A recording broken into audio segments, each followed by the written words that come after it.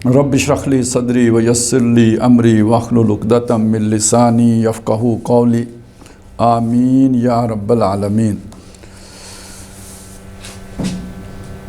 यहाँ हमारा ये दूसरी नशिस्त है और कुरान मजीद के हवाले से हम अल्लाह ताला की पहचान, अल्लाह की मार्फत हासिल करने की कोशिश कर रहे हैं। पिछली नशिस्त में ये बात आई थी कि अल्लाह तबारक व तआला वो ज़ात है कि जो हमारे लिए उसने ये सारा माहौल बनाया है कि जिसमें हम सांस ले सकें, जिसमें हम ज़िंदा रह सकें, जिसमें कि हमारी ज़रूरतें पूरी हों। तो एक शदीद मोहब्बत उस ज़ात के साथ इंसान को ख़ुद ब खुद होती है जो उसके लिए यूँ ज़िंदगी गुजारने की आसाइशें फ़राहम कर रहा हो। बच्चे को माँ बाप से भी इसीलिए मोहब्बत होती है कि वो उसकी ज़रूरतें पूरी कर रहे होते हैं। तो गैर शऊरी तौर पर जो उसका मौसन है यानी उसके माँ बाप, तो उनसे वो मोहब्बत करता है। अभी बच्चे को कुछ समझ नहीं होती लेकिन वो माँ को तरफ शुक्र की नज़र से और मोहब्बत के अंदाज से देखना शुरू कर देता है क्योंकि वो उसकी ज़रूरत पूरी कर रही होती है।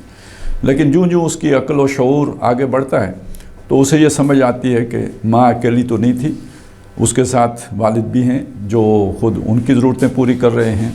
फिर पता चलता है कि एक ख़ानदान है कि जिसकी मुझे प्रोटेक्शन हासिल है। फिर उससे आगे बढ़ती है बात तो एक कौम पूरी सामने आती है, फिर मुल्क है, फिर नौ इंसानी हैं। तो यहाँ से चलते चलते फिर कुछ लोग तो जो मज़ाहिर फ़ितरत हैं उन तक पहुँचते हैं कि ये सूरज है जिसकी वजह से सारा निज़ाम हस्ती चल रहा है, तो वो सूरज को सजदा कर लेते हैं। लेकिन ये कि बहुत थोड़े होते हैं कि जो इस हकीकत तक पहुँच पाते हैं कि एक हस्ती है जो असलन मेरी खालिक है, जो असलन मेरी ज़रूरतें पूरी करने वाली हैं, और ये तमाम मज़ाहिर फ़ितरत भी उसने मेरे काम के लिए जो है ना वो लगा रखे हैं। तो अब यहाँ से उस हस्ती के साथ उसकी वो शदीद तरीन मोहब्बत ज़ाहिर हो जाती है। ये वो चीज़ थी जो हमने पिछली दफ़ा ज़रा तफसील से देख ली थी। आज मैंने आपके सामने उसका सिर्फ खुलासा अर्ज़ किया है।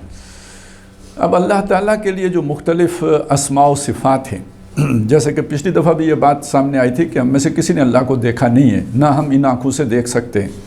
ला युद्रिकुहुल अब्सार, उसे आँखें नहीं पा सकती। तो जब उसे हम देख नहीं सकते तो फिर हम ऐसी चीज़ के कोई भी ऐसी शय कि जिसको न देखा हो, न सुना हो, न समझा हो, उसको कैसे हम पहचान पाएंगे। तो ज़ाहिर है उसकी कुछ अलामात हैं जो हमारे सामने आएंगी कि जिनकी रोशनी में हम उसका कोई तस्वुर कायम करेंगे। अगरचे कि उसका एक तारुफ हमारे बातिन में मौजूद भी है, हमारी रूह के अंदर रखा गया है, जिसे हम आजकल की ज़बान में कह सकते हैं कि इंस्टॉल कर दिया गया है और वो हमारे अंदर पहले ही से मौजूद है। अलबत्ता ये कि वो एक्टिवेट कैसे होगा उसके लिए कुछ अलामतें हैं जब हमारे सामने आती हैं तो वो सिस्टम पूरा एक्टिवेट होकर एक पूरी पहचान हमारे अंदर आ जाती है। वो आ जाने के बाद हम उसे समझाने के काबिल नहीं होते। ज़ाहिर है समझाया उसे जाता है कि जो उस तस्वुर के करीब तर हो, तो अब दूसरे के अंदर जब वो एक्टिवेट होगा तभी उसे समझ आएगी, उसके बगैर उसे समझ नहीं आएगी। यही वो बात है जिसे कुरान मजीद ने बारहा समझाया कि ये हदायत देने का काम अल्लाह पर है, ये आप किसी को हदायत नहीं दे सकते। इन्नका ला तहदी मन अहबब्त वलाकिन्नल्लाह यहदी मन यशा। वो कब उसे हदायत देता है, ये जब उसकी मर्ज़ी है। फमन युरिदिल्लाहु अन यहदियहु यशरह सदरहु लिल इस्लाम, जब अल्लाह चाहता है उसे हदायत दे उसका सीना खोल देते हैं, वो एक्टिवेट कर देता है वो वाला सारा फंक्शन और इस्लाम की तरफ उसकी रग़बत हो जाती है। और जिसे अल्लाह ताला चाहता है कि उसे गुमराह करे, यजअलहु सदरन ज़य्यकन हरजन कान्नमा यस्साअदु फिस समा, अब उसके लिए बड़ी घुटन की कैफियत पैदा हो जाती है, इस्लाम पर चलना उसके लिए नामुमकिन हो जाता है। ये सारी एक्टिवेशन वो अंदर होती है। लेकिन ये कि जो ज़ाहिरन जो चीज़ हमें अल्लाह की पहचान की तरफ लेके जा रही होती है वो उसके अस्मा व सिफ़ात है। इसीलिए जो ईमान मुजमल के अल्फाज हमें सिखाए गए वो यही है, यानी ईमान, अल्लाह पर ईमान कैसे होगा कि वो यही है, कमा हुआ बेअस्माए ही व सिफ़ात ही, जैसे कि वो अपने अस्मा व सिफ़ात से ज़ाहिर है। अब उन अस्मा व सिफ़ात में से जो इलाह का एक लफ्ज़ इस्तेमाल होता है और एक रब का लफ्ज़ है, ये कुरान मजीद में बकसरत इस्तेमाल हुआ है। अच्छा, अब इलाह का माना क्या है? हम लुगत में भी देख सकते हैं इलाह का माना क्या है, अरब शायरी में भी देख सकते हैं इलाह किन किन मानों में इस्तेमाल हुआ है, पुराना लिटरेचर खंगालें कि इलाह किन किन मानों में इस्तेमाल हुआ है। इसी तरह रब किन मानों में इस्तेमाल हुआ है वो सारे हम अरबी ज़बान के अंदर से मालूम कर सकते हैं, लुगत से मालूम कर सकते हैं। लेकिन हमने ये तय किया हम कुरान से मालूम करते हैं, यानी लुग़वी माना उसके क्या है वो ठीक है, जो भी हैं अपनी जगह पे हैं। कुरान मजीद ने उन अल्फाज को किन किन मानों में इस्तेमाल किया ताकि हमारे सामने एक तस्वुर आ जाए कि इलाह का काम ये होता है। अब देखिए आलिहा का तस्वुर तो वहाँ मौजूद था ना। तो आलिहा क्या होते थे? आलिहा होते थे असनाम, आलिहा होते थे चंद बुत, आलिहा होते थे कोई तस्वुरात जिनके साथ कुछ चीज़ें उन्होंने ख्यालात जोड़ रखे होते थे कि हम अगर इनके सामने कुछ सदका खैरात करके जाएंगे तो हमारा काम संवर जाएगा। अब वो संवरेगा या नहीं संवरेगा इसकी कोई उनके पास जो है ना वो सबूत नहीं था, लेकिन एक यूँ समझिए कि एक ख्याल बांध लिया था उन्होंने कि यूँ होता है। उनको जाके पूजा पाठ भी करते थे, तो आलिहा उनको कहते थे। एक आलिहा वो हैं, उनका जिक्र भी कुरान मजीद में आएगा। लेकिन जब अल्लाह ताला इलाह के तौर पर अल्लाह का जिक्र आएगा तो अल्लाह के अंदर वही सिफात नहीं है जो उन आलिया में थी। वो आलिया तो मक्खी भी नहीं बना सकते, अल्लाह तो बहुत कुछ, अल्लाह ने तो आसमान और ज़मीन बनाए। तो अब एक बड़ा फ़र्क हो गया, लफ्ज़ वही है जो उनके लिए भी इस्तेमाल होता है, लफ्ज़ वही है जो अल्लाह के लिए भी इस्तेमाल होते हैं। अब आज अगर कोई शख्स इलाह के लफ्ज़ को लेकर वो वाली सारी आयत इकट्ठी कर ले जो दुनियावी माबूदों के लिए कुरान मजीद ने इलाह के लफ्ज़ के साथ बयान की हैं, तो एक गलत मानी हमारे जहन में बैठेगा। हमें देखना होगा कुरान मजीद ने वो लफ्ज़ अगर दुनियावी माबूदों के लिए इस्तेमाल किया है तो वो अधूरा माना दे रहा होगा, नामुकम्मल माना दे रहा होगा, नाकिस माना दे रहा होगा, कामिल माना नहीं दे रहा होगा। कामिल माना वो तब देगा जब वो अल्लाह के लिए इस्तेमाल हो रहा होगा कि अल्लाह ने ये किया, ये उसके करैक्टरिस्टिक्स हैं, तब पता चलेगा जी इलाह असल में इसका ये मतलब होता है। तो मैंने वैसे तो कुरान मजीद में कोई 150 के करीब मकामात हैं जहाँ इलाह का लफ्ज़ इस्तेमाल हुआ है, तो वो सारे अगर हम पढ़ने बैठें, लेकिन मैं इसलिए बता रहा हूँ आपके लिए बड़ा आसान है, अल-मुजमुल मफरस लें और या ये कि आजकल तो वो कोई एक क्लिक पे भी आपको मिल जाएगा, वो सारी आयत पढ़ लें तो एक तस्वुर आपके ज़हन में बन जाएगा कि भाई वो इलाह क्या करता है, उसके काम क्या होते हैं। लेकिन ये एक जगह मुझे मिली है जहाँ इलाह बार बार आया है और कुछ कामों के साथ आया है, तो मैंने कहा चलें ये आपके सामने बात आ जाए कि असल में कुरान मजीद इलाह के लफ्ज़ से क्या मफ़हूम अपने सामने, अपने जो भी क़ारीन हैं या जो पढ़ने वाले हैं उनके सामने लाना चाहते हैं। अब आइए, फरमाया अम मन खलक़स समावात वल अर्द, ये आयत हैं 60 था 64 सूरह नमल की।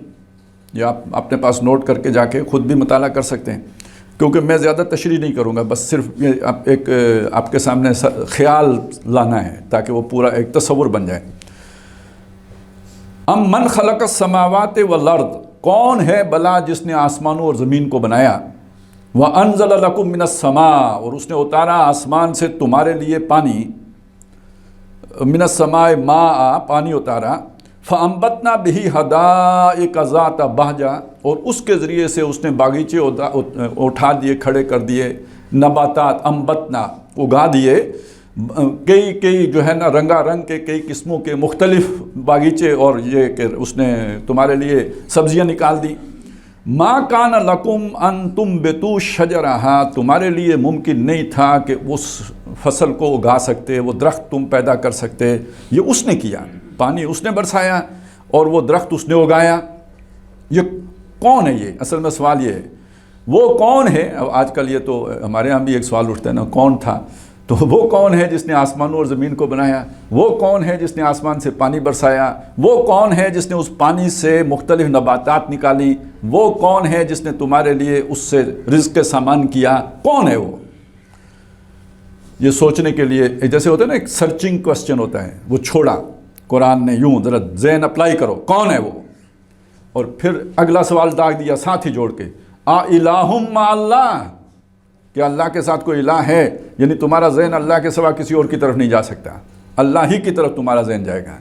अब बताओ, इनमें से कोई काम किसी दूसरे ने किया हो उसे तुम इलाह कह सकते हो? अगर उसने नहीं किया तो फिर अल्लाह के साथ कोई इलाह नहीं है। समझ आई इलाह का लफ्ज़? अब यहाँ इलाह खालिक के मानी में इस्तेमाल हो रहा है या नहीं? कारसाज के मानी में इस्तेमाल हो रहा है या नहीं? काम बनाने वाला, ज़रूरतें पूरी करने वाला, एहतियाज पूरी करने वाला, उस मानी, ये सारे मानी इसके अंदर आ गए या नहीं आ गए?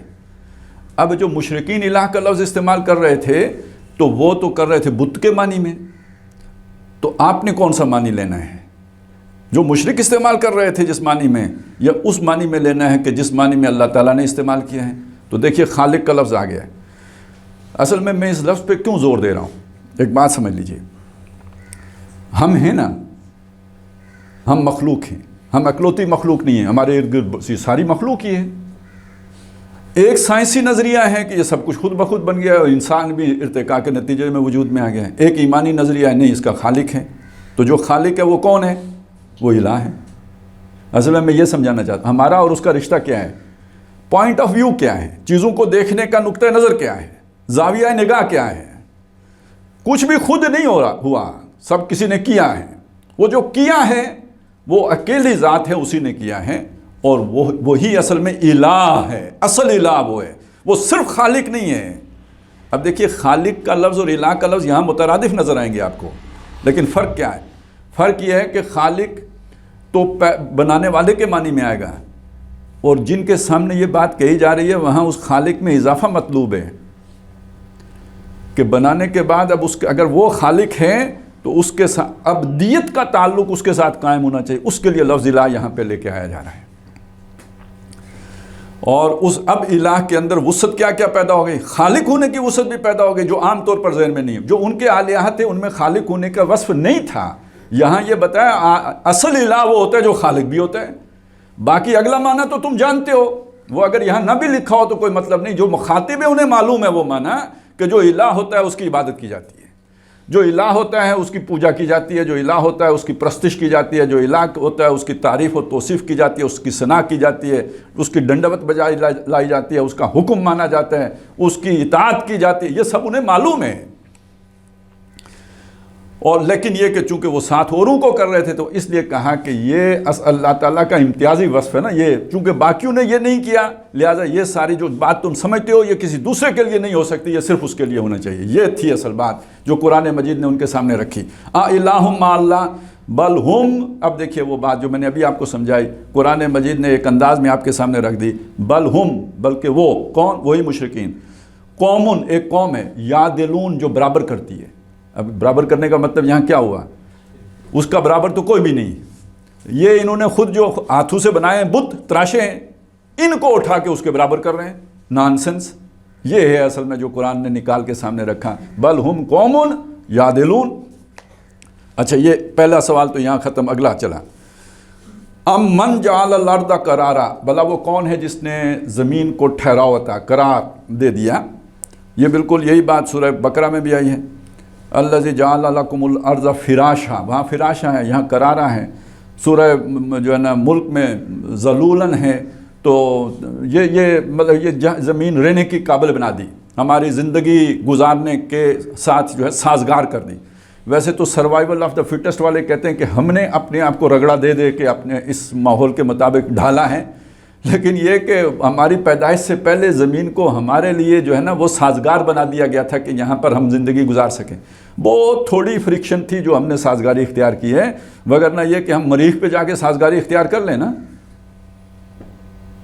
ہاں بلکہ یہ کہ سورج پہ جا کے سازگاری اختیار کر لیں ذرا لگ پتہ جائے ہیں.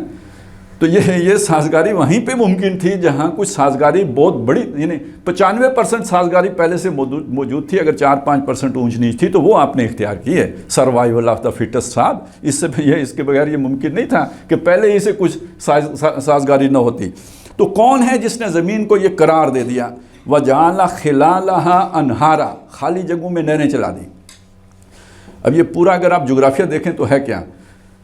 دائیں بائیں آگے پیچھے یہ پہاڑ ہوں گے، بیچ میں ایک بڑی وادی، کوئی چھوٹی وادی ہے کوئی بڑی وادی ہے، اور ان پہاڑوں کے اوپر جو ہے نا اوور ہیڈ ٹینک بنے ہوئے ہیں برف کی صورت میں، ان سے پانی رستا ہے مختلف ندی نالوں سے. ایک بڑے نالے میں نیچے آ کے وہ دریا بن جائے گا، وہ وادی میں بہہ رہا ہوگا. سارا آبپاشی کا نظام، ہمارا آبپاشی کا نظام انگریزوں نے بنایا، تو انگریزوں سے بہت پہلے کسی نے بنایا ہوا ہے ساری نو انسانی کے لیے. اور یہ وہ وادیاں ہیں جن میں یہ نہریں بہتی ہیں جس سے تمہارا ساری زندگی کا سامان ہوتا ہے. جہاں گرم موسم درکار ہوتا ہے فصل پکانے کے لیے تو اللہ نے پہلے سے کہیں دور گلیشیئرز کی صورت میں تمہارے لیے ٹینک بنا کے رکھیں. پانی چاہیے، اگر بارش ہو تو فصل برباد، تو بارش نہیں ہونی، بلکہ یہ کہ یہ آبپاشی اس طرح سے ہونی ہے. کتنی باریکی سے اس نے تمہارے لیے سب پلان کیا ہے. تو وہ کون ہے کہ جس نے خالی جگہوں میں نہریں چلا دی؟ وَجَعَلَ لَهَا رَوَاسِيَ. اور اس زمین کے اوپر لنگر ڈال دیے. دوسری جگہوں میں اس کی تفصیل آئی ہے کہ انس کی وجہ سے اس میں ٹھہراؤ ہے. آج ہم سمجھ سکتے ہیں کہ چونکہ یہ بہت تیز حرکت کر رہی ہے تو ایک بیلنسنگ فیکٹر ہوتا ہے نا، جیسے جہازوں کے ٹیل کے اوپر بھی انہوں نے وہ لگایا ہوتا ہے، شپس کے اوپر بھی ماسٹ ہوتا ہے، تو یہ اس طرح کا کوئی بیلنسنگ فیکٹر ہے جو پہاڑوں کے ذریعے سے قائم کیا گیا، ابھی ہمیں معلوم نہیں، لیکن زمین کو بیلنس رکھنے میں پہاڑوں کا کردار ہے۔ میخیں بھی کہا گیا انہیں ٹھوک دی، اور یہ رواسی اصل میں کہتے ہی اس میخ کو جو لکڑی میں گھسا دی گئی ہو۔ وَجَعَلَ بَيْنَ اور یہ کہ وہ بھی لنگر بھی، جو جہاز کا لنگر ہوتا ہے نا، جو اسے روک لیتا ہے، تھام کے رکھتا ہے، تو وہ اس معنی میں بھی استعمال ہوتا ہے۔ وَجَعَلَ الْبَحْرَيْنِ حَاجِزًا، اور دو دریاؤں کے درمیان پردہ رکھا۔ یہ قرآن مجید نے اور جگہوں پہ اس کی تفصیل کی ہے، مطلب ایک کھاری پانی ہے، ایک میٹھا پانی ہے، اور دونوں آپس میں مکس نہیں ہوتے، دونوں کی اپنی اپنی روئیں ہیں جو بہہ رہی ہوتی ہیں۔ جیسے سمندر میں ٹھنڈے پانی گرم پانی کی ہوتی ہے، تو اسی طرح بعض دریاؤں کے اندر یہ کیفیت بھی ہوتی ہے کہ کھاری پانی بھی ہوتا ہے، میٹھا پانی بھی ہوتی ہے، آپس میں ملتے نہیں۔ تو ہمیں تو وہ کوئی سائنٹیفک فیکٹ لگے گا کہ وہ چونکہ ایک باؤ میں چل رہے ہوتے ہیں تو مکس نہیں ہوتے، لیکن یہ کہ اللہ کہتے ہیں ہم نے پردہ رکھا ہوا ہے، وہ تمہیں نظر نہیں آتا۔ حاجز ایک اس میں جو ہے کہ رکاوٹ ہے جو ایک دوسرے پر اسے مرج البحرین یلتقیان بینہما برزخ لا یبغیان، وہ اس میں بغاوت نہیں کر سکتے، ایک دوسرے میں مکس نہیں ہو سکتے۔ اچھا خیر، یہ ساری نعمتوں کا ذکر ہو گیا، پھر سوال آ گیا الہ مع اللہ، کیا اللہ کے ساتھ کوئی الہ ہے؟ اب یہاں پھر دیکھیے الہ کس معنوں میں آئے ہیں، اس کے جو بھی خلاقی ہے، اس کی جو قدرتیں ہیں، اسی معنی میں آ رہا ہے نا۔ اور اس کے اندر جو معنی مقدر ہے وہ کیا ہے کہ پھر عبادت بھی اس کی ہونی چاہیے نا، محسن وہ ہے نا، اصل منعم تو وہ ہے نا، محبت پھر اس سے ہونی چاہیے، شدید محبت تو اس سے ہونی چاہیے جس نے یہ سارا اہتمام کیا۔ بل اکثرهم لا یعلمون، لیکن ان کی اکثریت علم نہیں، جانتی نہیں ہے۔ امن یجیب المضطر، اب یہ نئی بات آ گئی، بلا وہ کون ہے؟ مضطر ہوتا ہے، اضطرار آپ نے سنا ہوگا، مجبور، وہ آدمی جو مجبور ہو جائے، اور مجبور بھی ایسا ہو جائے کہ بالکل کوئی چارہ نہ رہے، بے چارہ جسے ہم کہتے ہیں، یعنی بے چارہ تو ہم بڑا ہلکے انداز میں کہہ دیتے ہیں، لیکن یہ کہ جس کے ہاتھ میں کچھ نہ رہے، جیسے وہ آسمان سے گر رہا ہو، کوئی شے ہاتھ میں نہ ہو، کوئی پکڑ سکے کنڈا، تو یہ اس کا کوئی چارہ نہیں، اب اسے چارہ گر چاہیے۔ تو وہ چارہ گر کون ہے؟ اس کی وہ ضرورت پوری کرنے والا کون ہے؟ یہ جو مضطر ہوتا ہے، جس کے سامنے کوئی آپشن باقی نہیں رہتا، وہ کس کو پھر پکارتے ہیں؟ جب تک آپشن ہوتے ہیں آپشن سے بھی جاتے ہیں، فرسٹ، سیکنڈ، تھرڈ، فورتھ، آج کل بھی پلان اے بی سی ڈی، لیکن یہ جو سارے زڈ توڑی بڑھ جاتے ہیں، تو اس کے بعد کیا ہوتا ہے؟ فلانا ڈاکٹر، فلانا ڈاکٹر، فلانا ڈاکٹر، آخر میں کیا ہوتا ہے؟ سورہ یاسین۔ یہ ہے اصل میں کہ یہ آخری چارہ گر مضطر، وہ جس کا کوئی آپشن باقی نہ بچاؤ، تو وہ مضطر کس کو پکارتا ہے؟ اب یہاں پہ وہ بات آئے گی نا کہ دل میں تو ہے، تم اپنے دل کو اپنی زبان پہ نہیں لاتے تھے نا اپنے مفادات کی وجہ سے، لیکن جب پھنستے ہو تو پھر وہی یاد آتے ہیں۔ اب یہاں پہ نئی ڈائمنشن دیکھیے، پہلے دونوں آیتوں میں خلاقی کا وہ بات تھی، اب کیا ہے؟ احتیاج، میری کوئی احتیاج ہے، میری کوئی ضرورت ہے، میری کوئی مجبوری ہے، میں کہیں پھنس گیا ہوں، اب میں نے گردن چھڑانی ہے، اب میں نے ضرورت پوری کروانی ہے، اب مجھے اپنی زندگی کا کوئی سہارا چاہیے، اب مجھے کوئی کنڈا چاہیے جو میں تھام لوں تاکہ میں بچ سکوں، مجھے کوئی ریسکیو کرے، مجھے کوئی بچا لے۔ یہ کون کرتا ہے جی؟ اب امن یجیب المضطر اذا دعاہ، جب وہ اس کو پکارتا ہے تو کون ہے جو اس کی پکار پر لبیک کہتا ہے؟ وَيَكْشِفُ السُّوءَ، اور جس برائی میں وہ پھنس گیا ہوتا ہے، بیماری ہے جو بھی ہے، یا کوئی اور تاوان پڑ گیا ہے، چٹی پڑ گئی ہے، کچھ ہو گیا، جس مصیبت میں وہ پھنس گیا ہے، اسے کھولتا کون ہے؟ وَيَجْعَلُكُمْ خُلَفَاءَ الْأَرْضِ، اور اس نے تم کو بنایا ہے زمین کے اوپر جان نشین، یا یہ کہ بسیرا کرنے والا، یعنی اس میں یہاں پہ زندگی اس نے تمہیں دی ہے، اور یہ سارا کچھ تمہاری خدمت کے لیے اس نے بنایا ہے اور لگایا ہے۔ یہ کون ہے؟ الہ مع اللہ، کیا اللہ کے سوا کوئی الہ ہے؟ اب یہاں الہ کا معنی ہم کیا کریں گے؟ دیکھیں پہلے تو خالق والی بات ہو گئی تھی نا، اب یہاں کیا ہونی چاہیے؟ میں چاہتا ہوں آپ کی طرف سے حاجت روا، ضرورت پوری کرنے والا، اور بھی لفظ بولے نا، مشکل کشا، دعا سننے والا، مشکل کشا، داتا۔ یہ میں کیوں بول رہا ہوں یہ سارے؟ اس لیے کہ ہم میں سے لوگ اوروں کے لیے بولتے ہیں، تو قرآن تو یہ کہہ رہا ہے کہ یہ کام تو وہ کرتا ہے اور کوئی نہیں کر سکتا۔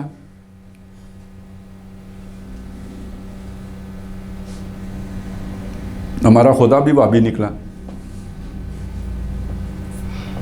لیکن یہ تو وہ ہیں کہہ رہے ہیں، اب کیا کریں گے؟ تو الہ مع اللہ، کیا اللہ کے ساتھ کوئی الہ ہے؟ اب ذرا یہاں رکیے نا، اگر کوئی نہیں ہے تو پھر کسی اور کو آپ کیسے پکار سکتے ہیں؟ اور اگر پکار رہے ہیں تو کم از کم ایک درجے میں تو آپ اس کی الوہیت کے قائل ہو رہے ہیں نا پھر۔ اگر تو مسئلہ ہوتا صرف سجدہ کرنے کا، نو پرابلم، آپ کہہ سکتے تھے میں نے کسی کو سجدہ نہیں کیا۔ اگر مسئلہ ہوتا صرف جو ہے نا وہ کوئی پوجا پاٹ کرنے کا، آپ کہہ سکتے تھے میں نے کسی کی پوجا پاٹ نہیں کی، لیکن یہاں تو دعا کا مسئلہ آ گیا ہے۔ تو قرآن مجید نے بارہا منع کیا ہے، وَلَا تَدْعُوا مَعَ اللَّهِ إِلَٰهًا آخر۔ اب دیکھیے الہ، اب سمجھے وہاں کس معنی میں آئے ہیں؟ صرف سبحان اللہ کہنے کے معنی میں نہیں آ رہا، اپنی ضرورت کے لیے اللہ کے سوا کسی دوسرے کو مت پکارو، ضرورت تمہاری وہ پوری کرے گا۔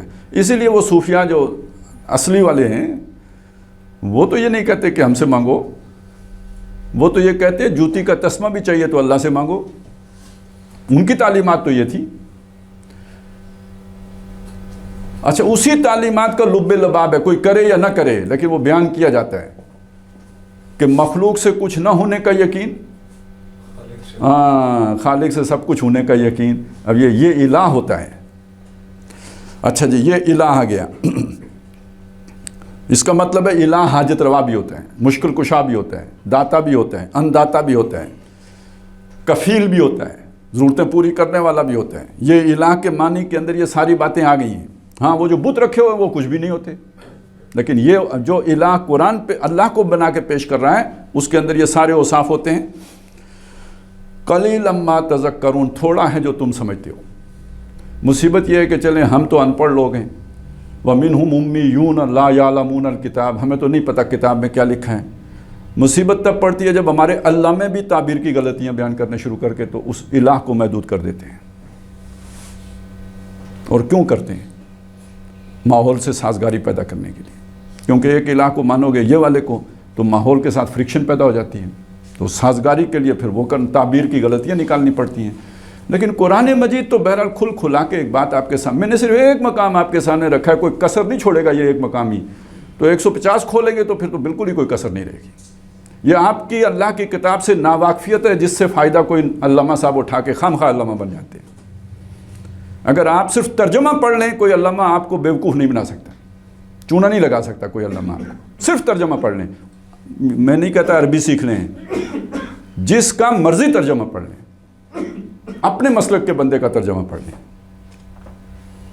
جو بھی ہے ایک دفعہ پڑھ لیں، یاد اگر رہے گا آپ کو، کوئی آپ کو الو نہیں بنا سکتا، قرآن کے نام پر نہیں بنا سکتا۔ الہ مع اللہ قلیلا ما تذکرون، تھوڑا ہے جو تم ذرا دھیان دیتے ہو، سوچتے ہو، اوپر سے فٹافٹ ٹک ٹک ٹک ٹک ٹک نتیجہ برآمد کر کے نکل جاتے ہو۔ ذرا تھوڑا گہرائی میں بھی اتر کے دیکھ لیا کرو، سوچ لیا کرو، کوئی سمجھنے کی کوشش کر لیا کرو۔ صرف الفاظ کے جو ہے نا وہ جو خوبصورتی ہے اور عبارت کے اندر جو ردم ہے اس میں نہ کھو جایا کرو، اس کی ڈیپتھ بھی دیکھا کرو، کوئی معنی مفہوم آخر کیا بیان، اس کی دلیل کیا دی جا رہی ہے۔ بھائی لچھے دار باتیں ہیں اور ان میں آپ گم ہو کے رہ جائیں، ایسا نہ کریں۔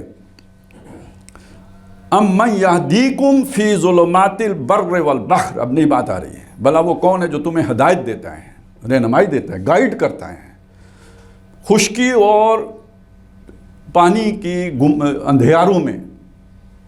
اصل میں یہ ہدایت کون سی ہدایت ہے؟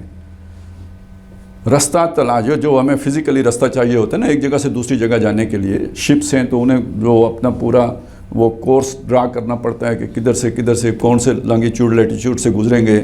اچھا، پھر وہ اگر کہیں رات کو بھٹک جائیں تو اس کو کیسے اپنی پوزیشن کو دیکھیں گے؟ اس کے لیے اللہ نے یہ سارے تارے اور نارتھ سٹار اور فلانا یہ اہتمام کیا ہے، ان کی مدد سے رہنمائی حاصل کرو۔ لیکن یہ نظام کس نے بنایا؟ رہنمائی تو تم حاصل کر رہے ہو، لیکن تمہیں آنکھیں کس نے دیں؟ یہ سارا جو ہے نا جو یہ علامات ہیں جن کی مدد سے تم یہ اپنا راستہ بناتے ہو، یہ کس نے رکھی؟ تو گویا تمہاری رہنمائی کے لیے، یہ رستے کی رہنمائی کے لیے یہ ساری علامات اللہ نے رکھی ہیں۔ کہیں پہاڑ ہیں، ان کے اور بھی مقاصد ہیں، ایک مقصد یہ بھی ہے، کہیں وادیاں ہیں، کہیں پہاڑ ہیں، کہیں دریا ہیں، تو جہاں پہ تو یہ بوکل مونی ہے، ورائٹی ہے، وہاں تو رستہ تلاش کرنا بہت آسان ہے۔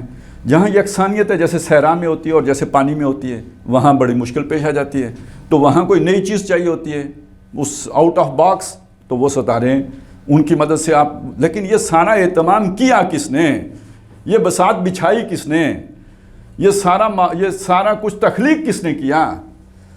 اب یہاں بھی آپ دیکھیے نا وہ حاجت روائی والی بات بھی آ گئی، بلکہ جیسے والدین اپنی اولاد کے لیے ان کے جوان ہونے سے پہلے منصوبے بنانے شروع کر دیتے ہیں، یہاں پڑھے گا، یہ بنے گا، یوں کرے گا، اس طرح اللہ نے تمہاری تمام ضرورتوں کو سامنے رکھتے ہوئے تمہارے لیے جناب ساری یہ مخلوق بنا دی، اس کو بھی الہ کے ساتھ جوڑا۔ اب اس کے اندر کیا ایک کیفیت آئے گی، یعنی جس کو بہت زیادہ کسی سے ہمدردی ہو، محبت ہو، پیار ہو، اس کے لیے یہ اہتمام کیا جاتا ہے نا، باقی تو کوئی مانگے گا تو دیں گے۔ وہ جو پچھلی بات تھی وہ تو مانگنے پر ملنے والی بات تھی، یہ جو بات ہو رہی ہے یہ بن مانگے، آپ نے کچھ نہیں مانگا، بلکہ ابھی آپ کو اپنی ضرورت کا پتہ بھی نہیں تھا تو اس نے آپ کے لیے ایڈوانس میں ساری بات سوچ کر تو پلاننگ کر کے اور سارا بساط بچھا کے رکھ دی ہوئی ہے۔ اب یہ بھی الہ کے مفہوم ہے، الہ تو اصل الہ تو یہ ہوتا ہے جو اس طرح ضرورتیں پوری کرنے والا ہو، اس طرح کفالت کرنے والا ہو، اس طرح جو ہے نا وہ جسے کہتے ہیں نا وہ دستگیر، وہ اصل میں یہ لفظ رہ گیا تھا نا، جو اس طرح دستگیری ہاتھ پکڑ کے لے کے چلانے والا ہو، یہ ہوتا ہے الہ۔ امن یہدیکم فی ظلمات البر والبحر ومن یرسل الریاح، اور کون ہے جو بھیجتا ہے ہوائیں، بشرم بین یدی رحمتی، خوشخبری دینے والیاں اس کی رحمت سے پہلے۔ اصل میں یہ بھی آپ کو اندازہ ہے کہ جب بارش کا یعنی ابھی کچھ دنوں کے بعد جب گرمی ہو جائے گی تو ہم بارش کی تمنا کیا کریں گے، تو گرمی ہے، گھٹن ہے، حبس ہے، بارش بھی نہیں ہو رہی، تو پھر یہ ہوتا ہے کہ کہیں سے ٹھنڈی ٹھنڈی ہوا آتی ہے تو ہمیں لگتا ہے کہ بارش آنے والی ہے، تو وہ بارش کے آنے سے پہلے اس بارش کی خبر کس نے دی؟ اس ہوا نے، جو اس سے پہلے جھونکا آیا، تو گویا وہ خوشخبری دینے والا جھونکا تھا۔ تو وہ خوشخبری دینے والے جھونکا کس نے بھیجا؟ یہ کس کے فن قدرت کا کمال ہے، اور یہ کس کے دست قدرت کی جو ہے نا شاہکار ہے، یہ کہاں سے یہ سارا کچھ ہو رہا ہے؟ الہ مع اللہ، اب یہ دیکھیے یہاں بھی الہ آ گیا، کیا اللہ کے ساتھ کوئی اور الہ ہے؟ تعالی اللہ عما یشرکون۔ اب اسے کنکلوژن کی طرف لے کے جا رہے ہیں، لوگ جو اس کے ساتھ شریک ٹھہراتے ہیں ان سے وہ بہت بلند ہستی ہے، کوئی کمپیریزن ہے؟ اب یہ یادلون کے ساتھ جوڑے نا، انہوں نے برابر کر دیا، یہ ان کو اٹھا کے، یہ جو کسی کام کے نہیں ہیں، نہ کام کے نہ کاج کے، دشمن اناج کے، ان کو اٹھا کے اس کے برابر کر دیا، وہ بہت بلند ہے ان سے، تعالی اعلیٰ ہے، عرفہ ہے، بلند و بالا ہے، یہ جو انہوں نے الہ بنا کے رکھے ہوئے ہیں ان سے بہت اونچا ہے۔ امن یبدأ الخلق ثم یعیدہ، اب یہ ایک اور چیز کی طرف یہاں پہ اشارہ ہو رہا ہے، اور وہ ہے اعادہ۔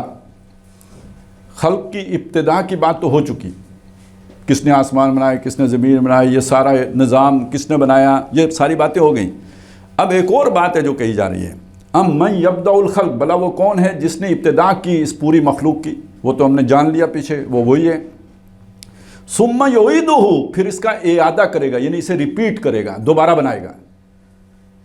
تو بیچ میں رہ کیا گئے بات گئی، یعنی ان دو باتوں کے درمیان ایک بات نہیں بیان، ایک واقعہ نہیں بیان ہو رہا نا، یہ اس نے بنایا، کس نے، یہ کس نے بنایا نمبر ایک، اور اسے دوبارہ کون بنائے گا نمبر دو۔ تو ایک دفعہ بنانے کے بعد دوبارہ بنانے کے درمیان ایک ڈسٹرکشن کا عمل ہوگا تو دوبارہ بننے کا مرحلہ آئے گا نا۔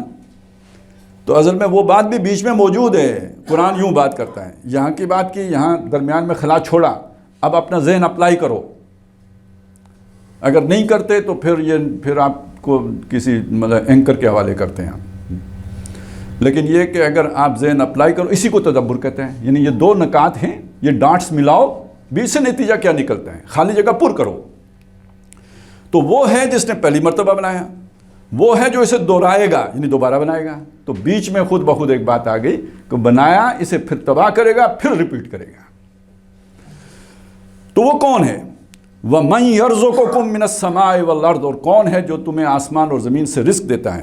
اچھا، یہ زمین کا رزق اور آسمان کا رزق ایک تو بالکل ظاہری سا معنی ہو گیا، ظاہری معنی کیا ہے؟ زمین سے نباتات نکلتی ہیں، دالیں، چاول، یہ گوشت سارا کچھ زمین سے نکلا، اور آسمان کے رزق سے مراد جو ہو گیا پانی یا ہوا بھی، آکسیجن بھی بیچ میں شامل کر لیں۔ لیکن یہ کہ ایک اور معنی بھی ہے، ایک رزق ہے اس جسمانی وجود کا اور ایک رزق ہے روحانی وجود کا، دونوں سلسلے اسی نے چلائے ہیں۔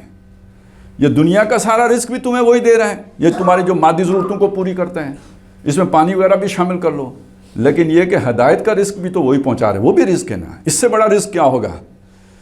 یہ جو نبی آئے، رسول آئے، کتابیں اتری، یہ بھی رزق ہے اور یہ بہت بڑا رزق ہے۔ تو یہ گویا آسمانی رزق ہے، یہ زمینی رزق ہے، وہ آسمانی رزق ہے۔ اور آسمانی رزق سے اب آپ مراد بادل نہ لیں، بارش نہ لیں، بلکہ مراد اس سے کتابیں لیں۔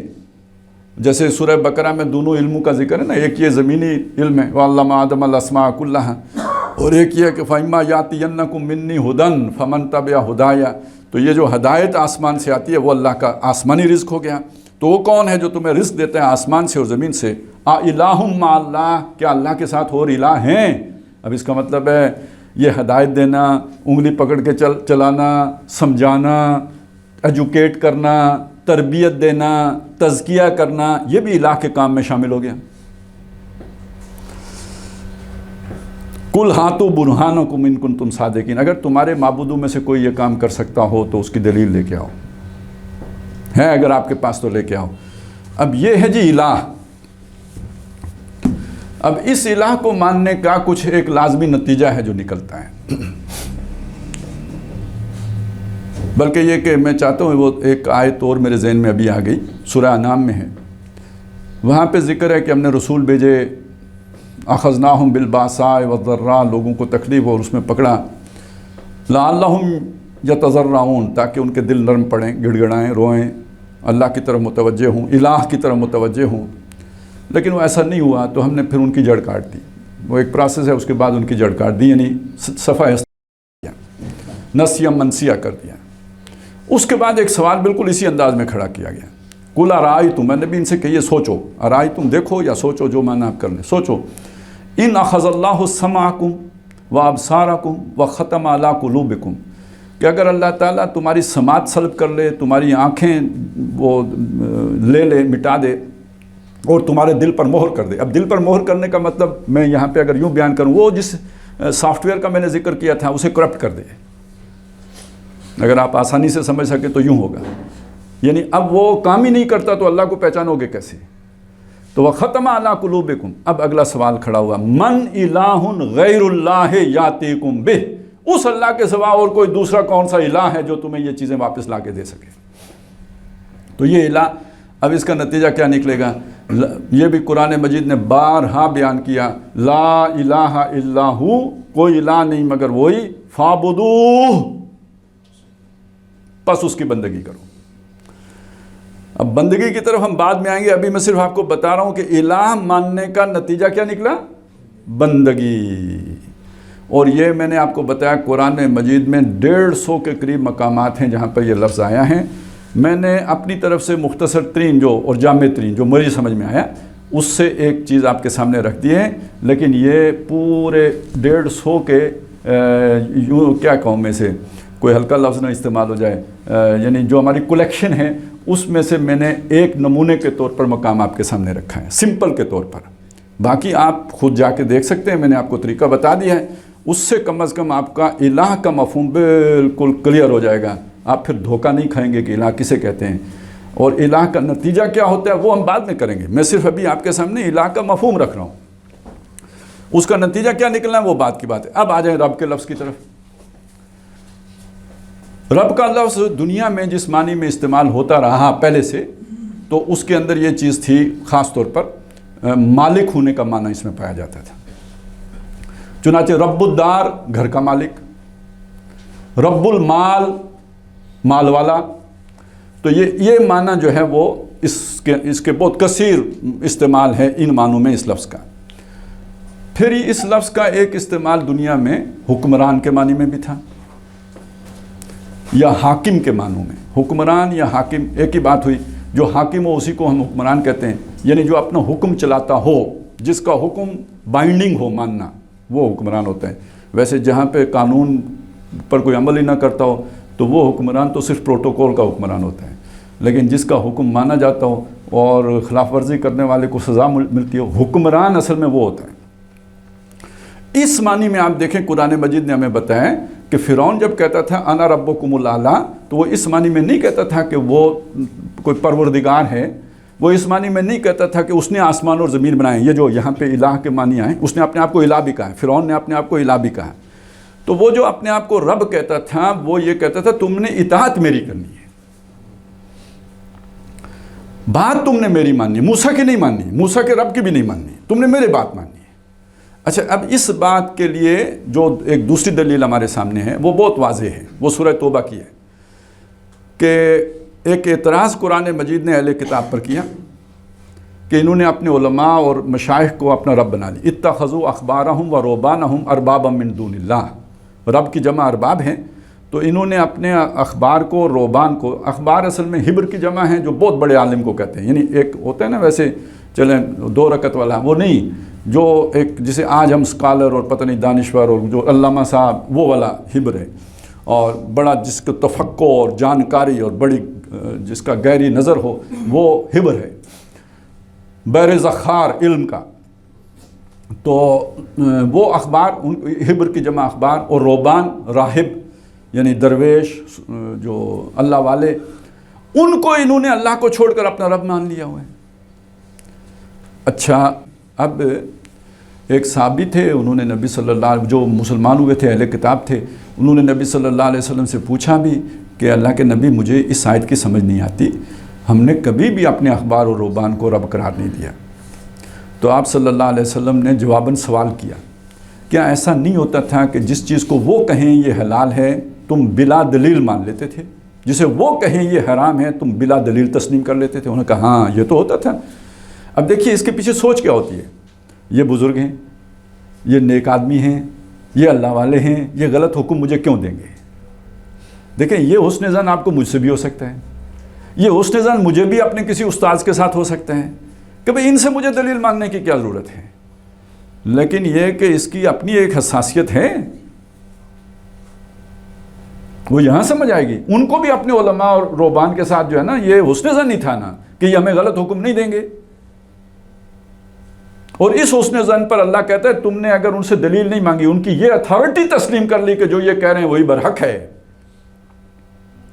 اور ان سے غلطی نہیں ہو سکتی اور یہ غلط نہیں کہہ سکتے، تو یہ تمہارے رب ہیں، تم میری اطاعت نہیں کر رہے پھر ان کی اطاعت کر رہے ہو۔ مشکل بات ہو گئی نا، لیکن ہے۔ اچھا، یہ ان باتوں کو جب ہم بائی پاس کر کے نکل جائیں اور اگر یہ ہمیں جب سوچنے پہ آئیں تو ذرا دماغ کی بتی گل ہونے لگے ہماری، کیونکہ اس کی پھر امپلیکیشنز ہیں نا، اس سے ہم بچنے کے لیے پھر کھڑکی بند کر لیتے ہیں، سوچتے ہی نہیں، اور اس وجہ سے پھر ہمیں وہ کوئی جو آ کے تعبیر کی غلطی بیان کرتا ہے تو وہ ہمیں بہت بھاتی ہے، کیونکہ وہ ہمارے اپنے اس چور کے عین مطابق ہوتی ہے، اس چور کو اور موٹا کرنے کے لیے ہوتی ہے، اس میں پھونک بھرنے کے لیے ہوتی ہے۔ وہ شیطان بھی پمپ ہی کرتا ہے نا، وہ اس ہماری خیال ہی کو پمپ کر رہی ہوتی ہے وہ چیز، اس لیے ہم کہتے ہیں او ہو کمال کا آرٹیکل ہے، تو وہ کمال کا آرٹیکل اس لیے ہوتا ہے کہ ادھر بھی چور ہے اور اس چور کو ایک وکیل مل گیا ہے۔ یہ اس کا قصور نہیں ہے، یہ ہمارے اندر جو اس کا ریسیپینٹ ہے اس کا قصور ہے، جس نے اس کو ریسیو کیا ہے۔ اور کیوں کیا؟ اس لیے کہ ہم صحیح تصور سے واقف نہیں اور ہونا نہیں چاہتے، کیونکہ پھر دنیا مرتی ہے۔ دنیا مرتی ہے کا مطلب یہ ہے کہ دنیا کی قربانی دینی پڑتی ہے۔ دنیا مجھ پہ نہیں مرتی بلکہ یہ کہ میں دنیا پہ مرتا ہوں، اور اس صورت میں دنیا مرتی ہے یعنی میرے ہاتھ سے نکلتی ہے۔ تو اب آپ یہ بات سمجھ لیجئے کہ یہ کیوں یہ ایک نیا رشتہ ہے جو قائم ہو جاتا ہے، اور اس کا وہ نقشہ ہے جو سورہ بقرہ میں کھینچا گیا کہ وَمِنَ النَّاسِ مَن يَتَّخِذُ مِن دُونِ اللَّهِ أَندَادًا ند ضد، ابھی یہاں پہ مد مقابل یعدلون آیا تھا، تعالی اللہ عما یشرکون آیا تھا، تو بجائے اللہ کو بلند رکھنے کے ان کو اٹھا کے اس کے برابر کر لیتے ہیں، یا اسے نیچے لا کے ان کے برابر کر لیتے ہیں۔ جب یہ کرتے ہیں تو پھر یحبونہم کحب اللہ، ان سے بھی محبت کرتے ہیں جیسے اللہ سے محبت کرنی چاہیے۔ والذین آمنوا اشد حبا للہ، وہ ایمان والے تو صرف اللہ سے شدید محبت کر رہے ہوتے ہیں، سب سے سخت جو شدید محبت ہوتی ہے ان کی اللہ سے ہوتی ہے۔ اب نقشہ اگلا آخرت کا کھینچا، دنیا کا نہیں، آخرت کا منظر کھینچا. وہ محبوب جو دنیا میں آپ کے محبوب تھے، جن سے محبت تھی. دیکھیے پچھلے لیکچر میں ہم نے محبت کی بات کی. محبت کا لفظ الہ اور رب کے ساتھ جڑ گیا. اطاعت یہ مارے باندھے کی اطاعت نہیں ہے، محبت کے جذبے کے نتیجے میں ہونے والی اطاعت کی بات ہو رہی ہے. اور اس اطاعت کے ساتھ جو فوکل پوائنٹ ہے وہ الہ اور رب کا لفظ ہے. تو جنہوں نے اپنا رب دوسروں کو بنا لیا تو ظاہر ہے ان سے محبت ہوگی تو ان کی اطاعت ہوگی نا. محبت کے بغیر تو اطاعت نہیں ہو سکتی. اب ان کے درمیان جو رشتہ قائم ہوا دنیا میں تو وہ رشتہ بڑا مضبوط رہا. دیکھیں نا عبداللہ ابن سبا کے ساتھ بھی جن کو محبت ہو گئی تھی وہ پھر اس کے پہ جان نچھاور کی. جنہیں اور چھوڑیے، حضرت مسیح علیہ السلام کے ساتھ محبت ہو گئی تو انہوں نے الہ بنا کے چھوڑا. جنہیں حضرت علی سے محبت ہو گئی، حضرت علی ہی کے حکم پر جب انہیں قتل کیا گیا، آگ میں جلایا گیا تو وہ جل مرے آگ میں کہ ہمارا رب اگر ہم سے یہ چاہتے ہیں تو ہم اپنے رب کی رضا پر راضی. اس درجے قربانی بندے کے اندر آ جاتی ہے. تو دنیا میں تو نہیں، کنفیوژن ہی رہے گی کہ بندہ اتنی خلوص سے یہ اتنی بڑی قربانی دے رہا ہے. یہ ساری کلیئرٹی پھر جا کے آخرت میں آئے گی اور اس کا منظر کشی ہے جو کی گئی.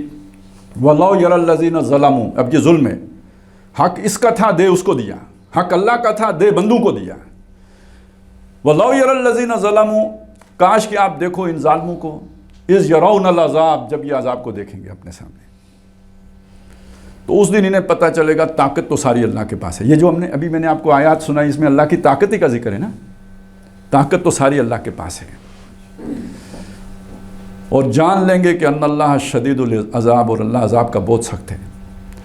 اگلا منظر کیا ہے؟ استبرأ الذین اتبعوا من الذین اتبعوا. تبرہ کریں گے، اعلان برات، اعلان لا تعلقی، اعلان بیزاری. کون کریں گے؟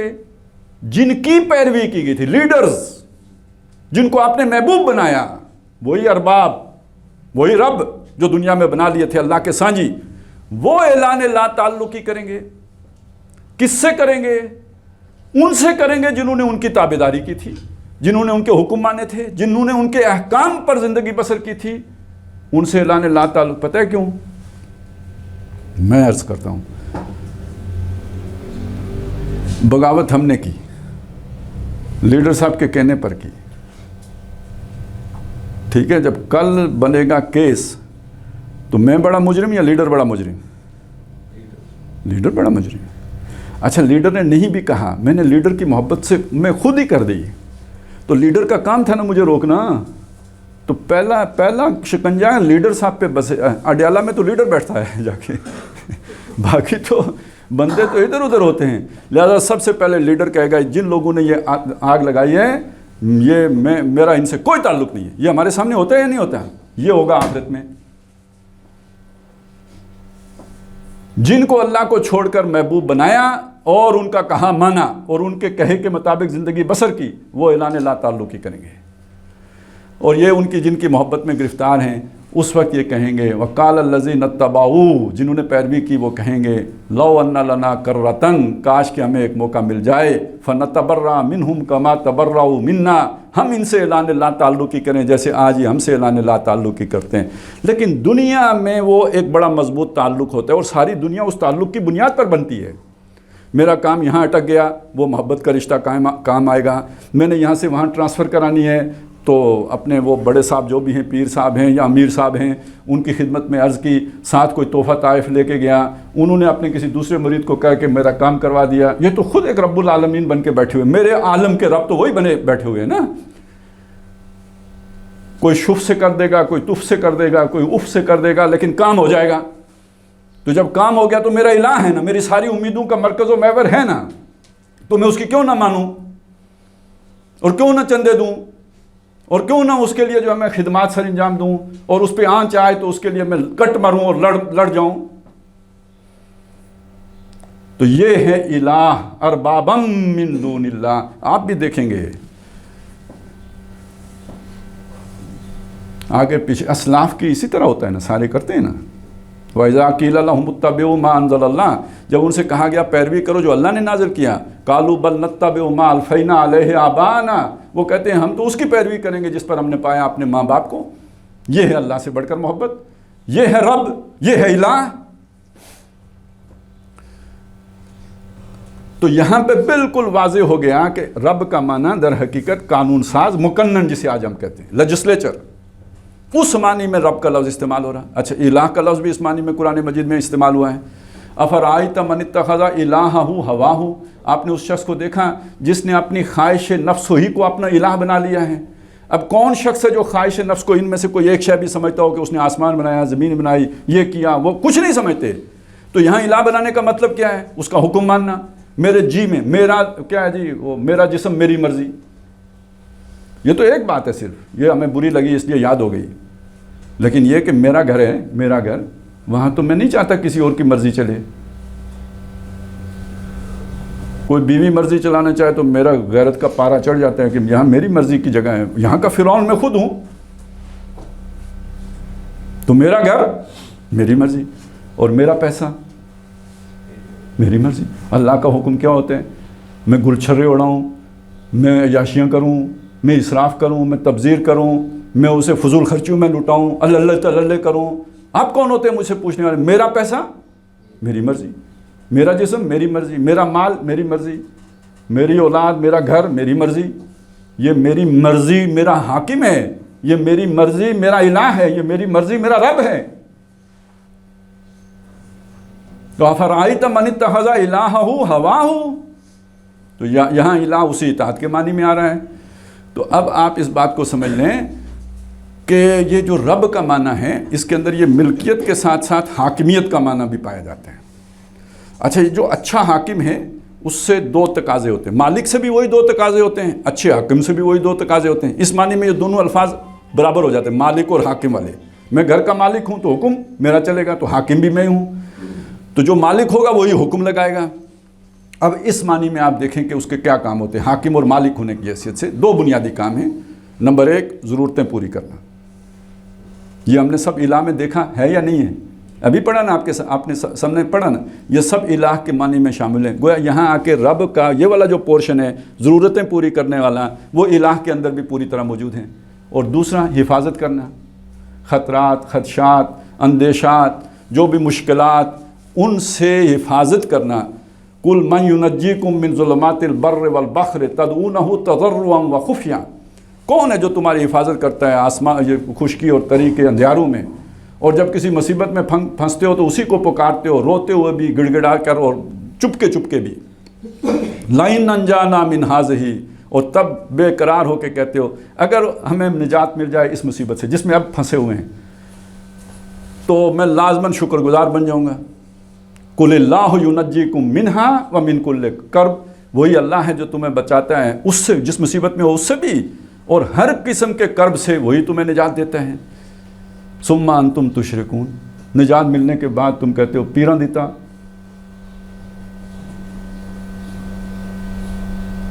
یہ تو تمہاری حرکت ہے۔ کیوں؟ پتہ ہے کیوں؟ اس لیے کہ اب اس الہ کا، اس رب ماننے کا ایک تقاضا بنتا ہے، بے لوث خدمت، بے لوث اطاعت۔ وہ کرنا نہیں چاہتے، اسے بائی پاس کرنا چاہتے ہو۔ پیر صاحب کو تو کالا بکرا ہی دینا ہے نا،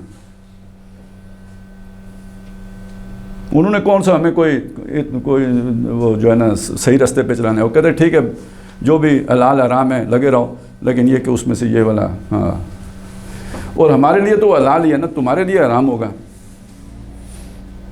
تو یہ بات سمجھ لیجئے کہ یہ سارا جو ہے نا وہ الہ اور رب کے ساتھ یہ سارا تصور جڑا ہوا۔ الہ ضرورتیں پوری کرنے والا اور حفاظت کرنے، مشکلات سے نکالنے والا، حفاظت کرنے والا۔ تو ہم نے دیکھا کہ الہ کے ساتھ بھی یہی تصور ہے، رب کے ساتھ بھی یہی تصور ہے۔ دونوں کے اندر حاکمیت کا معنی بھی اور خلاقیت کا معنی بھی، ملکیت کا معنی بھی اور یہ الوہیت کا معنی بھی، اور اس کے ساتھ ساتھ جو ہے رزاقی اور جو ضرورتیں احتیاج پوری کرنے، یہ سارے معنی ان دونوں الفاظ کے اندر موجود ہیں۔ یہ ہم نے مختلف جگہوں سے دیکھ لیا۔ اب میں چاہتا ہوں کہ ذرا ایک چھوٹا سا اور میں آپ کے سامنے نقشہ پیش کر دوں۔ یہ سارے معنی ذہن میں رکھیں۔ نمبر ایک، یہ ساری کائنات بنائی کس نے؟ اللہ نے۔ اس کے لیے خالق قرآن مجید میں، فاطر کا لفظ قرآن مجید میں، بدیع السماوات والارض کا لفظ قرآن مجید میں، یہ سارے الفاظ اس حقیقت کو بیان کر رہے ہیں۔ یہ ساری موجودات جس کو آپ دریافت کر رہے ہو، جو کھربوں نوری سالوں پر محیط ہے، یہ کسی کے کن فیکون کا نتیجہ ہے۔ یہ ہمارا ایمان ہے۔ ٹھیک ہے، یہ یہاں سے ایمان شروع ہوتا ہے. پہلی بات یہ، اس کا پہلا تعارف یہ ہے، یہ سب کا خالق ہوا ہے، یہ پہلی بات ہوگی. خالق ہونے کے بعد مالک، للہ ما فی السماوات و ما فی الارض. توحید کا تقاضا یہ ہے کہ مالک بھی وہی ہے. حفاظت میں نے آپ کے سامنے ضرورتیں پوری کرنا، پورا یہ نظام ہستی چلانا، اس کے لیے وہ بھی آتا ہے نا الحی القیوم. اس سب کو تھاما ہوا کس نے؟ ہاں، وہ سوتا اسی لیے نہیں ہے کہ اس نے یہ سارا نظام ہستی وہ چلا رہا ہے. لا تاخذہ سنۃ ولا نوم. یہ تمہارا تصور ہے سونے جاگنے کا، اس کا کوئی نہیں ہے. یہ سب نظام ہستی وہ چلا رہا ہے. اور یہ ہے اصل میں ربوبیت. یہ سارا نظام چلانا، قائم رکھنا اسے، حی القیوم، یہ در حقیقت اس کی ربوبیت کا مظہر ہے.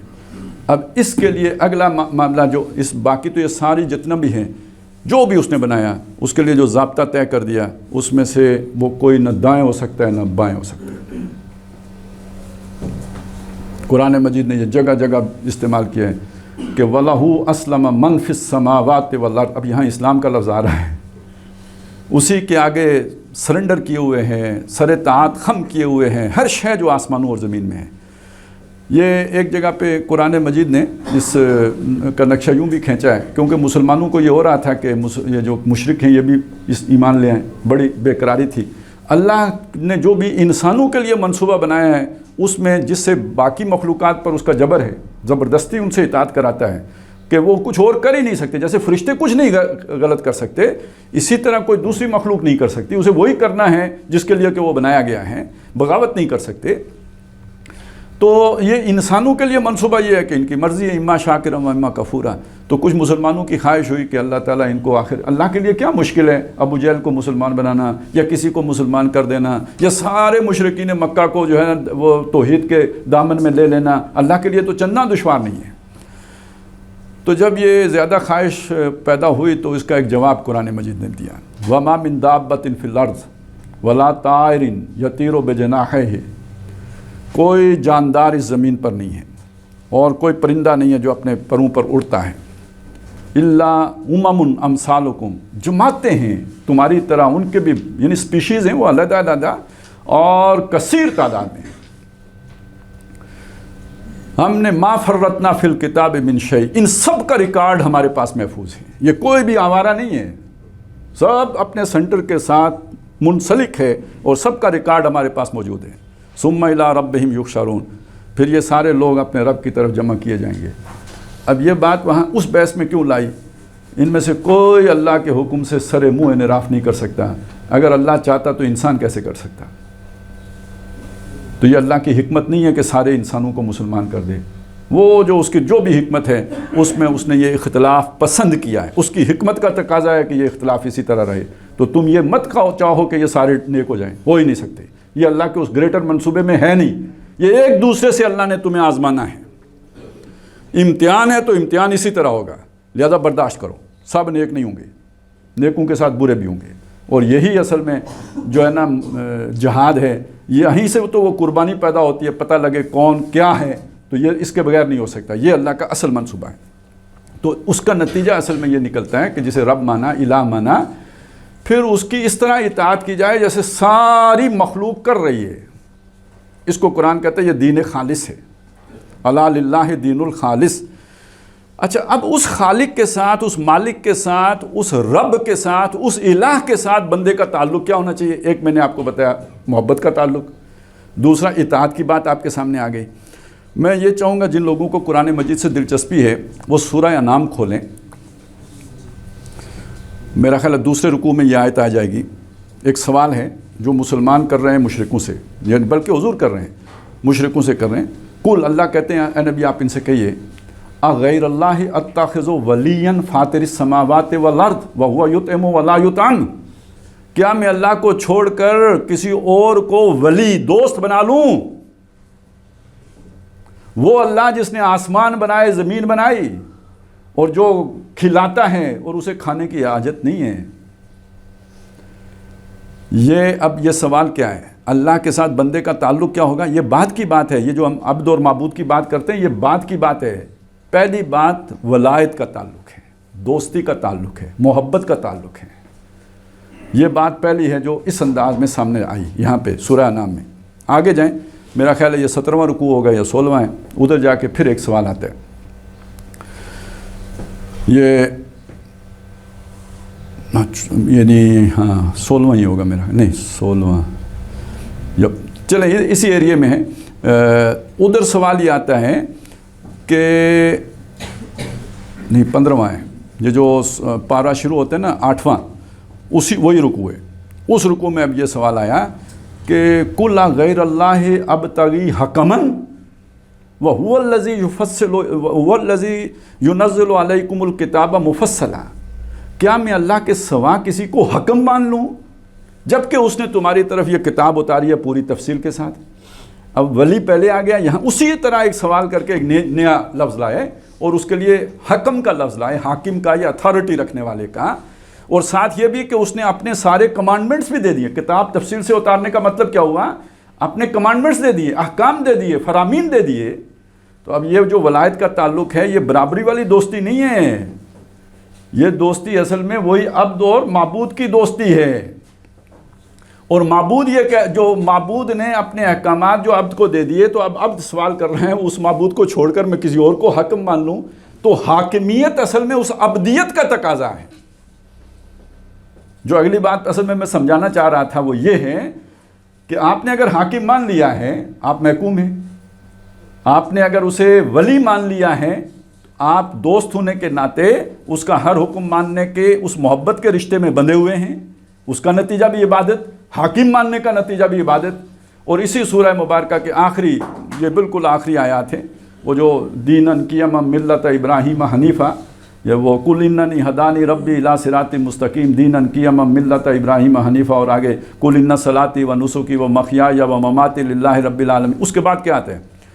پھر وہ اسی طرح سوال کل کے ساتھ ہی، پہلے دو سوال بھی کل کے ساتھ تھے، قل اغیر اللہ ابغی ربن، کیا میں بنا لوں، تلاش کر لوں اللہ کے سوا تلاش کروں اللہ کے سوا کسی کو رب؟ اب دیکھیے بات شروع کہاں سے، ولی، حاکم، رب۔ وَهُوَ رَبُّ كُلِّ شَيْءٍ، جبکہ وہ ہر شے کا رب ہے، صرف میرا ہی رب نہیں ہے، ہر شے کا رب ہے، آسمان اور زمین کی ہر شے کا رب وہ ہے، اسے چھوڑ کر میں کسی اور کو رب بنا لوں؟ تو قرآن کی ڈیمانڈ یہ ہے جی، آپ کا رب کون؟ اللہ۔ آپ کا حاکم کون؟ اللہ۔ آپ کا ولی کون؟ اللہ۔ ولی ہونے کے ناطے امید صرف اس سے رکھیں گے، اب وہ جتنی بھی اعتقادی باتیں وہ اس ولایت کے رشتے کے ساتھ جڑ جائیں گے، توکل، وہ جو بھی احتیاج داتا، مشکل کشا، یہ سارا اس ولایت کے ساتھ جڑ جائے گا۔ اور اب آ جائیں ادھر، یہ جب آپ نے اسے مان لیا حاکم، تو آپ کی زندگی کے ضابطۂ حیات جو گزارنے کے لیے چاہیے وہ اس کے احکام، اس کے تابع ہونا، یہ حاکم ماننے کا تقاضا آ جائے گا۔ اور رب کے اندر یہ دونوں چیزیں آ جائیں گی، وہ ولایت والا رشتہ بھی، محبت والا، اور اس کے ساتھ یہ حاکم ہونا، یہ دونوں باتیں اس رب میں آ جائیں گی۔ ایک ہی صورت میں یہ تین قلے ٹھوکے ہوئے ہیں جن کے ساتھ پوری صورت کے مضامین جو ہے نا، جیسے رسی جوڑ دیں نا آپ کسی، اس طرح جڑی ہوئی ہے پورا مضمون۔ یہاں تک ہم نے بات سمجھ لی، اللہ کا ایک تعارف ہمارے سامنے آیا ہے، اگرچہ کہ ہم نے بہت اپنے اعتبار سے تفصیل کر لی ہے، لیکن یہ ہے مجموعی اعتبار سے اجمالی۔ البتہ آگے ہم اب جو گفتگو کو لے کے چلیں گے وہ یہ کہ جب آپ نے ولایت کا تعلق قائم کر لیا، حاکمیت تسلیم کر لی، اللہ کو رب ہونا تسلیم کر لیا، تو اور الہ ہونا مان لیا، تو اب اس بات پر آئیں گے کہ تقاضا کیا ہے، ڈیمانڈ کیا ہے، ہم سے کیا مطلوب ہے، اس حاکم نے ہم سے کیا چاہا ہے، ان تمام جو بھی تعلقات ہیں یہ، ان کے تقاضے کیا ہیں جو نبھانے پڑیں گے، جس کے بغیر یہ تعلقات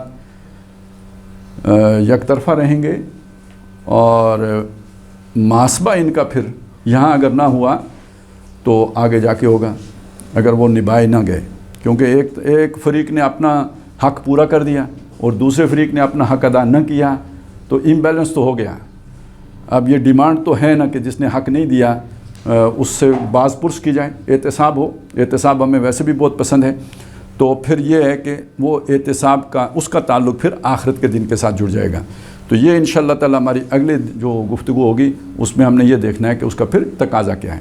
اور یہ تین الفاظ اب ہمارے سامنے رہیں، ایک وہ ولایت والا، دوسرا یہ حاکمیت والا، اور تیسرا یہ رب والا۔ بارک اللہ لی و لکم فی القرآن العظیم و نفعنی و ایاکم بالآیات و ذکر الحکیم۔